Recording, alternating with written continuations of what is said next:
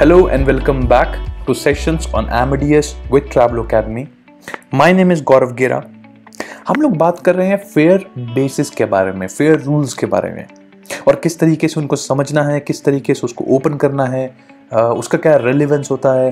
क्योंकि जैसा मैंने आपको पिछली वीडियो में बताया था और पिछली वीडियो में हमने बहुत डिटेल में बात किया था कि किस तरीके से हम फेयर बेसिस को ओपन कर सकते हैं। And I would really suggest you कि अगर आप ये वीडियो देख रहे हैं फेयर बेसिस की, तो आप इससे पहले वाली वीडियो देखें, क्योंकि इस वीडियो के अंदर हम लोग ज़्यादा डिटेलिंग में बात करेंगे फेयर रूल्स के बारे में। और पहले हमने देखा था फेयर बेसिस को कैसे ओपन करना है, and that is very important. जितना इंपॉर्टेंट है उसको ओपन करना, उतना ही इंपॉर्टेंट है उसको समझना। So let's start this video and before we start this, if you like this video, you can like us and you can subscribe the channel and you can share it with your friends so that they will also be able to understand this thing. सबसे पहले हम लोग देखते हैं कि itinerary क्या है। Itinerary जो यहाँ पर है, आइटनरी है 8 मई की फ्रॉम IAD। Now IAD जो है, IAD is Washington Dallas. Washington Dallas जो है ये USA के अंदर है। और दूसरा जो है आपका, इसको ड्यूल्स मत पढ़ना, इसको डलस पढ़ना है, क्योंकि ये कई लोग ड्यूल्स पढ़ते हैं इसको। और SAL है सैल्वाडोर। सो सैन सैल्वाडोर जो है ये एल सैल्वाडोर के अंदर है। ये 8 मई को जा रहा है और 29 मई को वापस आ रहा है। एयरलाइन है AV मीन्स एवियांका। एवियांका साउथ अमेरिका की एयरलाइंस है। Now let's open this ticket. RTTN is the command to open it. TWD is to open the ticket image. और अब हम बात करते हैं कि इसके फेयर बेस को कैसे ओपन करना है। ये है इसका फेयर बेस एक, और इसमें है 2 फेयर बेस। पिछले वाली जो हमने बुकिंग करी थी उसमें 1 फेयर बेस था, इसमें 2 है। अब इसमें क्या करना है, बिल्कुल वही जो हमने पहले वाली बुकिंग में किया था, FQD। उसके बाद हम लोग डालते हैं क्या चीज़, सिटी पेयर। सिटी पेयर है वॉशिंगटन डलस IAD, और IAD के साथ हम डाल सकते हैं SAL। इसको जैसा मैंने आपको पहली बार बताया था, हमको LHS is equals to RHS करना है। हमको सिर्फ ये फेयर बेस निकालना है। अगर ये इस कमांड से नहीं आता तो हम इस पूरी कमांड को आगे पीछे कर सकते हैं। मतलब IAD SAL की जगह मैं SAL IAD भी कर सकता हूँ। It is completely up to me. हमको वो आंसर निकालना है बस। स्लैश डाला, स्लैश डालने के बाद हम लोग यहाँ पर कुछ भी डाल सकते हैं। लेट्स से हम क्लास डालते हैं, तो C क्लास जो है वो O है यहाँ पे। सो हम O भी डाल सकते हैं और हम Z भी डाल सकते हैं। लेकिन क्योंकि हमें फेयर बेसिस जो निकालना है उसकी स्टार्ट O से हो रही है, तो हम C के साथ O डालेंगे। स्लैश A एयरलाइंस जो है हमारे पास वो है एवियांका AV, क्योंकि एक ही एयरलाइन से तो हम AV ही डालेंगे। 2 होती तो हम दोनों अलग अलग डाल के देख सकते थे। एक बारी में हमें एक ही एयरलाइन डालनी है इसके अंदर। स्लैश D है date of issue, date of departure. Date of departure देखोगे अगर इसमें 2 है। IAD से वो 8 मई को निकल रहा है और सैल्वाडोर से वो 29 मई को निकल रहा है। जब हमने ये टिकट का हमने एक सेशन किया था, आई वुड एडवाइज यू उसको भी आप देख लीजिए अगर आपने नहीं देखा है तो। वहाँ पर हमने ये सीखा था काफ़ी डिटेल में कि टिकट को पढ़ना कैसे है। और वहाँ पर एक चीज़ जो मैंने आपको बताई थी वो ये थी कि यहाँ टिकट के अंदर आपको कभी भी ये नहीं लिखा हुआ दिखाई देगा कि किस डेट पे वो पहुंच रहा है या किस टाइम पे वो पहुंच रहा है। वो हमेशा ये बताएगा किस टाइम पर या किस डेट पे वो निकला है। तो IAD से वो निकला है 8 मई को 4:35, मतलब सुबह 4:35 पे निकला है। और सैल्वाडोर से वो निकला है 29 मई को 14:50, मतलब 2:50 दोपहर को वो निकला है। अब यहाँ पर हम लोग क्या करते हैं, डेट्स डाल देते हैं। सबसे पहले 8 मई डाल देते हैं। हमारा कोशिश यही है कि हमारे पास ये फेयर बेस आ जाए। नहीं आएगा तो मैं 8 की जगह 29 भी डालने की कोशिश करूंगा। तो इतना रिजिड नहीं रहना हमको इसके अंदर। एंड देन यू प्रेस 21, क्योंकि 21 जो है वो 2021 हमारा ईयर चल रहा है। R, UP, और यही आपका रहना चाहिए हमेशा फॉर्मेट डेट का Amadeus में। चाहे फ्लाइट ओपन करो चाहे कुछ भी करो, फॉर्मेट यही रहता है। R, UP, होता है date of issuance. Date of issuance जो है यहाँ पे DOI वो है 29 अप्रैल। So we will do 29 April 21।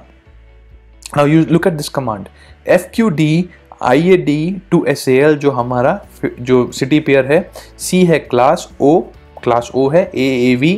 D 8 मई, R, UP, 29 April 21। We press enter. हमको चाहिए ये OAA B1 GTF। Let's see OAA B1 GTF पहला ही हमारे पास जो है फेयर बेसिस वही आ गया। So let's open this one. इसको ओपन करने के लिए हमारी कमांड थी, अगर आपको याद है तो FQN फिर सेगमेंट नंबर, तो सेगमेंट है 01, यहाँ पर है 01 स्टार PE। PE इस पेनल्टीज, इसकी जगह पर हम बहुत सारी और चीज़ें निकाल सकते हैं, लेकिन हम लोग पेनल्टीज की बात कर रहे हैं। So we press enter and now let's understand this. सबसे पहले तो ये पढ़ो जो यहाँ लिखा है, फेयर रूल्स ओपन करना उतना ही इंपॉर्टेंट है जितना फेयर रूल्स को पढ़ना है, क्योंकि अगर आप फेयर रूल्स नहीं खोल पाओगे तो पढ़ ही नहीं पाओगे, so that's of no use. लेकिन अगर आपने खोल भी लिया और गलत पढ़ दिया तो कंपनी को बहुत बड़ा लॉस होता है, और लाखों करोड़ों में पहुंचते हैं ये लॉसेस जब ये मिल जाते हैं, और वो कई बार जो है एम्प्लॉय को बेयर करना पड़ता है। So it's very very very important to read each and every line in this thing.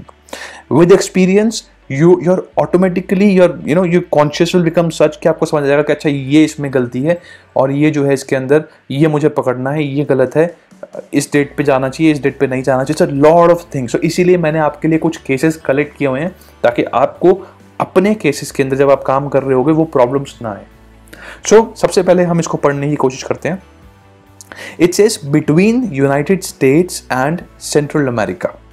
अगर हमारी फ्लाइट जो है वो यूनाइटेड स्टेट्स और सेंट्रल अमेरिका की बीच की है तो आप इसको पढ़ो, नहीं तो आप मत पढ़ो। मैं MD कर रहा हूँ सेकंड वाले 2 पेजेस के अंदर टोटल, अगर आप देखोगे 2 by 2। So let's see this. सबसे पहले तो हम देख लेते हैं कि हमारी फ्लाइट है कहाँ की। हमारी फ्लाइट है IAD से सैन सल्वाडोर। देखो मैं यहाँ पर आपको एक जो है ओपन कर देता हूँ वर्ल्ड मैप।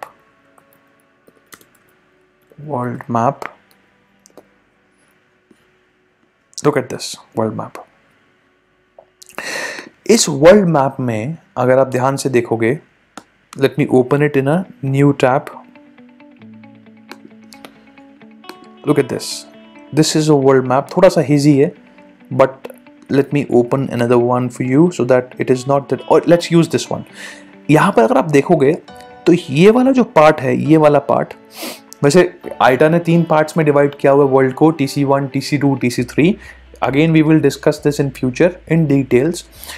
फिलहाल यहाँ अगर देखोगे आप तो ये वाला जो पार्ट है जहाँ पर Canada, Greenland, United states of America और मेक्सिको, ये 4 कंट्रीज जो हैं ये आती है नॉर्थ अमेरिका के अंदर या नॉर्थ अटलांटिक के अंदर। और नीचे वाली ये मैक्सिमम कंट्रीज जो आती है यहाँ तक, ये आती है मिड अटलांटिक के अंदर। और जो ये लास्ट नीचे ना कुछ 4-5 कंट्रीज हैं, ABCPU कहते हैं हम उनको। मतलब A का मतलब है अर्जेंटीना, B का मतलब है ब्राज़ील, C का मतलब है चिली, P का मतलब पैराग्वे, U का मतलब उरुग्वे। ये 5 कंट्रीज को हम कहते हैं कि साउथ अटलांटिक के अंदर आती हैं। तो इन 5 कंट्रीज के अलावा ये बीच वाली सारी कंट्रीज जो हैं ये सेंट्रल अटलांटिक में आती है या मिड अटलांटिक में आती है। अब यहाँ आ जाते हैं, ये कह रहा है कि अगर वो between United States and Central America है, सो सैन सल्वाडोर हम कह सकते हैं कि ये सेंट्रल अमेरिका के अंदर ये जो है हमारे कंट्री है।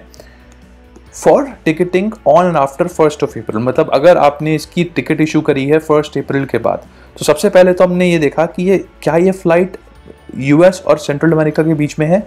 बिल्कुल है, क्योंकि ये इसके बीच में है तो हम इस फेयर रूल को पढ़ सकते हैं, वरना हमारे लिए फेयर रूल नहीं है।